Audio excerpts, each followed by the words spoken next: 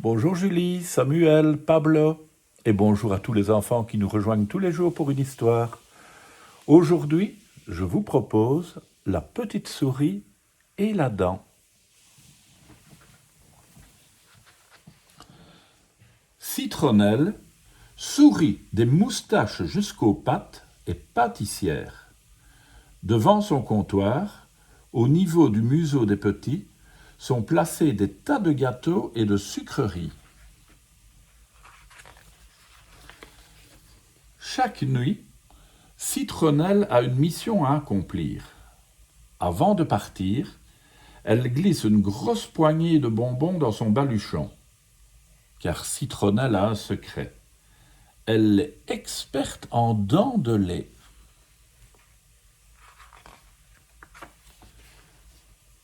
Un soir, elle découvre une dent incroyable près de son paillasson. D'un œil connaisseur, elle remarque tout de suite que sa forme est différente de ce qu'elle a l'habitude de voir. Mais à qui appartient cette dent? Elle décide de mener sa petite enquête. Elle frappe chez Firmin et lui demande s'il n'a pas perdu une dent. Firmin rigole en croquant dans un gros chou. « Je n'ai pas ce genre de problème, dit-il en ouvrant la bouche. Nom d'une quenotte, s'étonne Citronnelle. Cette dent inconnue ne ressemble en rien à celle d'un lapin. Par mes moustaches, à qui donc appartient cette dent?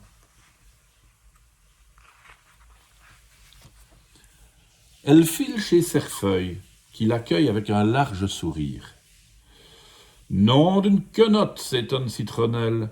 Cette dent inconnue ne ressemble en rien à celle d'un écureuil.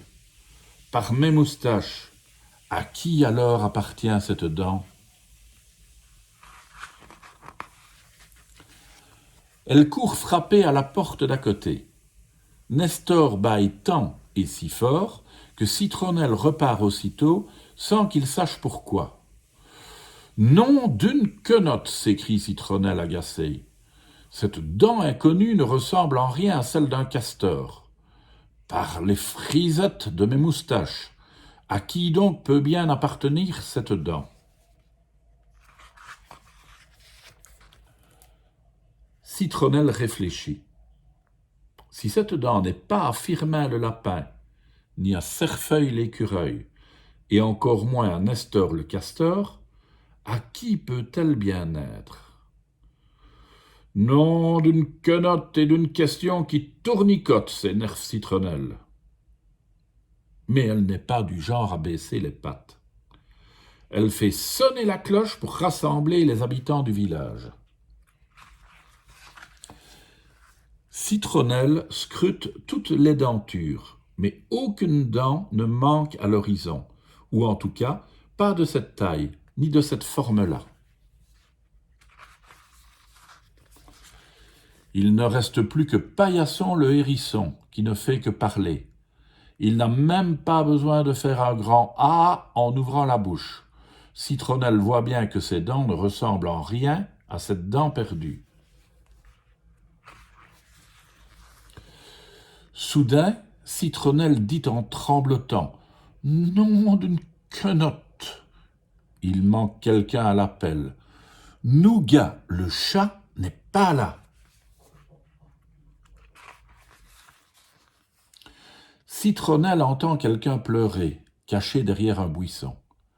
Elle s'approche et découvre Nougat, les yeux pleins de larmes. Tout en reniflant, Nougat dit tristement « Cette dent est à moi. J'ai cru que je mangeais une croquette, mais c'était un caramel. Depuis, j'ai mal. Ma gencive est douloureuse. » Elle s'approche de Nougat. Aïe! Citronnelle essaye de ne pas se laisser impressionner. Une bouche de chat, c'est affolant quand on est une petite souris. Elle frotte la gencive de Nougat avec un clou de girofle. Nougat n'en revient pas et crie « Citronnelle, tu m'as sauvé, je n'ai plus mal du tout !» Il veut lui faire une grande lichette, Mais notre petite souris ne tient pas vraiment à recevoir un bisou de chat. Pour la remercier, Nougat décide de transporter chaque soir Citronnelle et toutes ses surprises qui doivent aller sous les oreillers. Un taxi-chat pour la petite souris, on n'a jamais vu ça. Et une souris dentiste pour les chats, ça non plus, ça n'existe pas. Mais, foi de Citronnelle, on n'a jamais rien vu de si pratique qu'un chat et une souris qui font équipe. Belle histoire, n'est-ce pas? À demain les enfants.